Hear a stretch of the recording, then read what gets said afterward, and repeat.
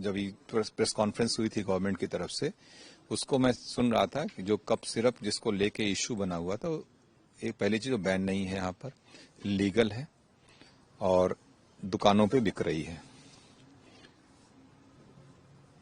हाँ, मेरी फोटो को लेकर लोग कह रहे थे कि अगर फोटो के आधार पर इतना बखेड़ा समाजवादी पार्टी खड़ा कर रही है, और मेरा तो राजनीतिक दल है नहीं तो मैं भी जगह जगह प्रदर्शन कराता। अखिलेश यादव जी के साथ भी फोटो थी और भी बहुत से लोग, उनके पार्टी के तमाम लोगों के साथ फोटो थी।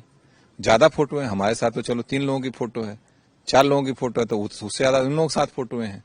उनका भी हम लोग पूरे हर जिले में हर उससे लेके शुरू करते। मैं तो इंडिविजुअल हूं यहाँ, अननेसेसरी का मुझे टारगेट कर रहे हो आप। नाजायज मुद्दों पे को राजनीति में इतना तूल नहीं देना चाहिए और पूरे प्रदेश की जनता से जाके माफी मांगना चाहिए इनको।